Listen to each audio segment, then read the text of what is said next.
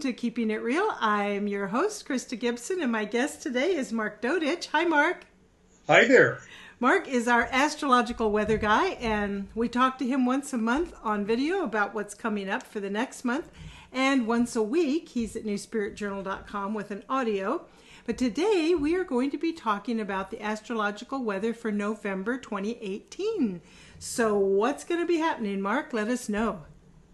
This is going to be a busy month. Just clear the decks and get ready for action. Okay. And if I would use keywords, it would be flexibility and adaptability, and remembering that the universe is in charge, not you. Okay. Uh-oh. So first off, you remember last month we said that the planet Venus was turning retrograde October 5th until November 16th. Right. Venus is love, money, it's what you value. So everybody's going through this, what do I value, what do I not value? Mm-hmm. Well, in October, it was in the sign Scorpio, which is taking you down to those intense emotional depths. Well, now it's going backwards into the sign Libra, which is about rebalancing everything, whether it's our relationships or, shall we say, practicing better diplomacy in our relationships. And we're not just talking about love life, we're talking about all types of relationships. Okay. Business, home, family, etc. So anyways, the retrograde cycle of Venus ends on November 16th. And guess what? Another Mercury retrograde comes also on November 16th until December 6th. So for those who in the USA who have Thanksgiving Day plans, I would definitely be checking your reservations or not leaving yourself a 15-minute layover in Chicago O'Hare. Or, Gotcha. Leave yourself some extra wiggle room or extra time so you're not pushing too hard. Right. Okay? Yes.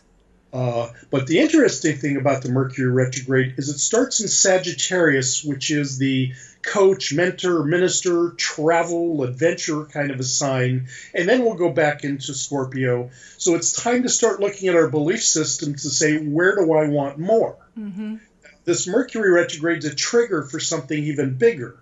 For the last year, since October of 2017, we've been talking that Jupiter, God of blessings, Santa Claus, gung-ho, I want more, has been traveling through deep, emotional, intense Scorpio. So when that started, we saw, Scorpio rules sexuality, so Harvey Weinstein popped to the surface, among other things, Kavanaugh and all the other stories we've seen in the last year. Well, Jupiter's getting ready to move in one of his two favorite signs, Sagittarius. Take a peek. It's November 8th is when that's going to happen. Okay. And that'll take us to December of 2019. So here we have this God of blessings, do it big, expansive energy moving into the Sagittarius, which is the sign of do it big, expansive. Wow, okay. So everybody needs to start opening their belief system to realize there's more possible than they think, that they're not trapped in whatever their little pigeonhole is. Right. It really is a breaking out kind of a time. Right. I'm actually expecting to see a lot of people moving or have the travel bug in this next year because it says, I'm ready for more. And so we each need to look at what we're ready for more of. Right. And of course, Jupiter and Sagittarius also are the philosophers of the zodiac. So opening up whatever person's philosophy, religious, spirituality, whatever that may be, it's time to say, I'm ready for more. Okay. And that could be, he's also a party animal, so maybe it's time to expand our friendships and things of that nature. Join some new groups, something like that. Yeah. So all of that is big outer world kind of stuff for the next year that's building up. And of course, the Mercury retrograde in Sagittarius is triggering this to get it moving. Well, there's another thing going on that's much more subtle. So we have these symbols in a chart that look like little horseshoe symbols, and we call them the nodes of the moon. They're actually mathematical points having to do with orbit of the moon around the Earth, around the sun. And they have to do with what we'll call your karma and your dharma. No judgment on the words. Karma is just everything we've brought into this life to do, and dharma is what are we going to step up to do in this life. Okay. Well, for the last year and a half, they've been in Leo and Aquarius. So we've all been looking at, what are our ideals? Where's our heart engaged? Or where are we just going through the motions on things that we're doing? And hopefully aligning with saying, no, I want my heart to be more engaged. I want more fun in life. That's what's been going on. Well, November 6th, they are shifting for a year and a half, which means it's going to take us into 2020. into the next polarity of signs, which is Cancer and Capricorn.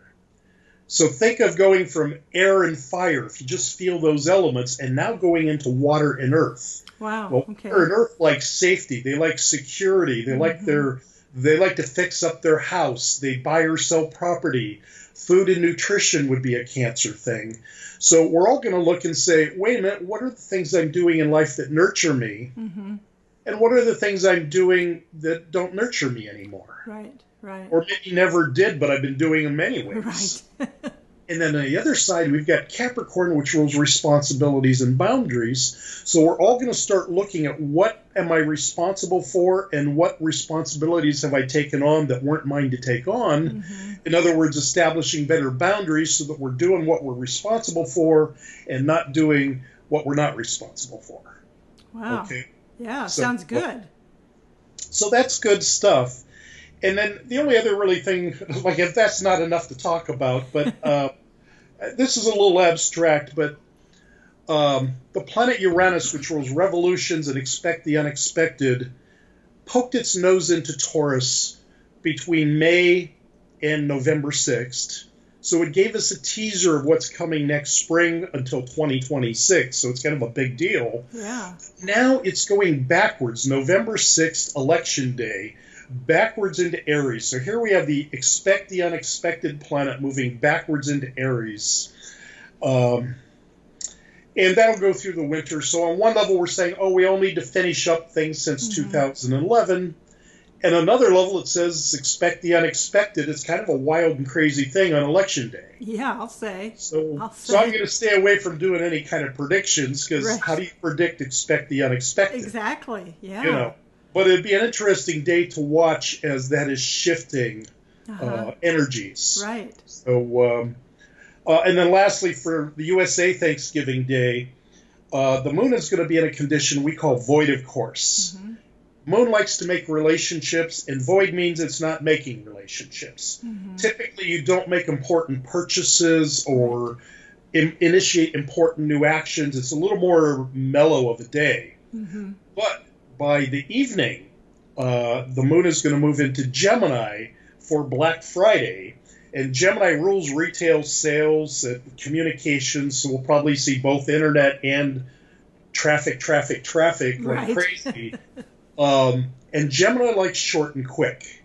So it wouldn't surprise me to see a very busy Black Friday kind of a thing. And because Geminis, you run a bunch of little errands fast, quick, and keep on the move. So it'll be interesting for those who participate in, if we're going to call that a shopping holiday. Right. As to what that looks like. Which for many people it is. So, so that would be good information for them. I think I'm probably like you when I know it's a big shopping day. Well, I don't do malls anyway, but especially I wouldn't go on a big shopping day. It's like the last time I would think about going. So it sounds like an exciting month. I mean, lots going on. And yeah, this whole election thing, it's going to be very interesting to just kind of see how it all pans out. And if we've got an expect the unexpected energy going on that day, it's like, oh, brother, could be good, could be, depending on who you are and what you want to have happen. Yeah. So the point is, make it fun, practice flexibility. Right. Start to look at your responsibilities and are they yours or not. Right. That's such a what's biggie. nurturing you, what's not. Right. And see, what we're really doing is we're making space in our life for this new adventurous, opening our belief system energy for the next year. Right.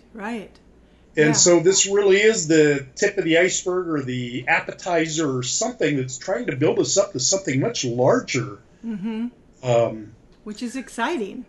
And it means we all have to take a risk on ourselves to actually create the life that we really want to live. Right. And you said that well, take a risk on ourselves. And too often we tend to want to go in a hole and pull it in after us. And it's saying you can't really do that. Yeah. And it's okay to dream big and to go big with this because, the universe will readjust us if we're out of line with too big. But most people tend to say, oh, that'll never work. Right, I know. Well, this is the time to take a chance on what is it you want? What's on your bucket list? And go for it and don't let yourself be limited. Yeah. And then see what happens. Expect the unexpected. Yeah, exactly. So it'll be a fun month, but definitely practice flexibility and adaptability. That sounds great. And then again, if anybody's interested in more, they can go to your website, astromark.us, and you have tons of free material. They can sign up for your newsletter. You do astrology charts, and so they need to go visit you there, get in touch, and they can learn even more and how to apply this to their own lives. Absolutely. That'd be perfect. Thank you so much for stopping by, Mark, and we'll talk to you next month again. All right. Thanks, Krista. Thank you. Have a great November. Will do. Bye.